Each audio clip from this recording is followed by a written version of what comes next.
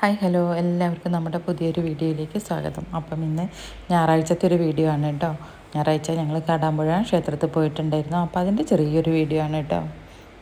നല്ല തിരക്കായിരുന്നു, അപ്പം കാര്യമായിട്ട് വീഡിയോ ഒന്നും എടുക്കാൻ പറ്റിയില്ല. പിന്നെ ചെറിയ തോതിൽ ഞാൻ എടുത്തൊരു വീഡിയോ ചെറുതായിട്ടൊന്ന് പോസ്റ്റ് ചെയ്യാന്നേ ഉള്ളൂ. പിന്നെ ഇവിടുന്ന് ഒരുപാട് ദൂരമൊന്നുമില്ല കേട്ടോ, മലപ്പുറം ജില്ലയിൽ തന്നെയാണ്. പിന്നെ ഇവിടുന്ന് 1 മണിക്കൂർ യാത്രയുണ്ടായിരുന്നുള്ളൂ കേട്ടോ ക്ഷേത്രത്തിലേക്ക്. അങ്ങനെ ഞങ്ങളൊരു 7:30 ആകുമ്പോഴത്തേക്ക് തന്നെ അവിടെ എത്തിയിട്ടുണ്ടായിരുന്നു.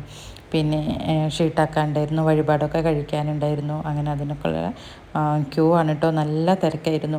ഞാൻ അവിടെ പോയി ക്യൂവിലൊക്കെ നിന്നു. അങ്ങനെ നമ്മൾ പേരും നാളും എല്ലാം ഷീറ്റിൽ എഴുതിയിട്ട് വേണം കേട്ടോ അവിടെ കൊടുക്കാൻ. പിന്നെ മുട്ട അറുക്കാനും ഉണ്ടായിരുന്നു കേട്ടോ. ഇവിടുത്തെ പ്രധാന വഴിപാടാണ് മുട്ട അറുക്കൽ.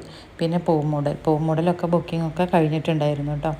പക്ഷേ ഞങ്ങൾക്ക് അറിയില്ലായിരുന്നു, ഇവിടെ വരിക്ക് നിൽക്കുമ്പോഴത്തേക്ക് നമുക്ക് മുട്ട അറുക്കലിനുള്ള വേറൊരു വരി അവിടെ ഉണ്ട്.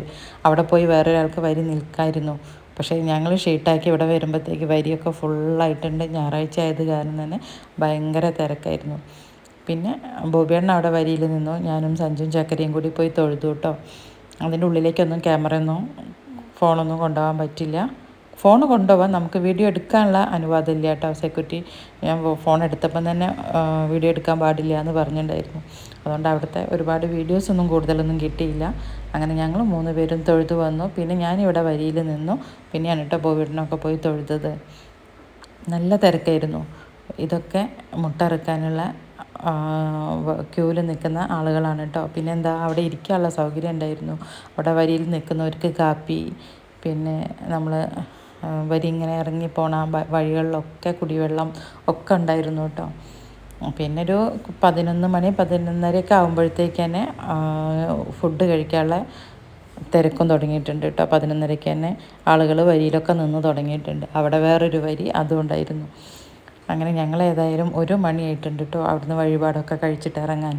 മുട്ടറക്കലിന് നല്ല തിരക്കായിരുന്നു. ഇപ്പോൾ ഇതുവരെ ഇങ്ങനെയൊരു തിരക്ക് അവിടെ എന്നും തിരക്കുണ്ടാവാറുണ്ട്. അവിടുത്തെ ഒരു പ്രധാന വഴിപാടാണ് മുട്ടറക്കൽ. പക്ഷേ ഈ ഞായറാഴ്ച എന്താണെന്നറിയില്ല, ഇത്ര തിരക്ക് അവിടെ ഇതുവരെ അനുഭവപ്പെട്ടിട്ടില്ല എന്നാണ് കേട്ടോ അവിടെ വന്നവരൊക്കെ പറഞ്ഞുകൊണ്ടിരിക്കുന്നത്. ഏതായാലും ഞങ്ങൾ പോയി മുട്ടറക്കലൊക്കെ കഴിഞ്ഞു. നമ്മുടെ എല്ലാ തടസ്സങ്ങളൊക്കെ മാറി വിജയം കൈവരിക്കാനുള്ള ഒരു ഇതായിട്ടാണ് കേട്ടോ നമ്മളവിടെ ഈ മുട്ടറക്കൽ വഴിപാട് നടത്തുന്നത്. നാളികേരം മുട്ട അറുക്കുമ്പോൾ അത് കറക്റ്റായിട്ട് 2 ഭാഗവും നടുമുറിഞ്ഞ് കിട്ടിയാൽ നമ്മളെ ദോഷങ്ങളൊക്കെ തീർന്നു എന്നുള്ള ഒരു വിശ്വാസം കൂടിയാണ് കേട്ടോ ഇത്.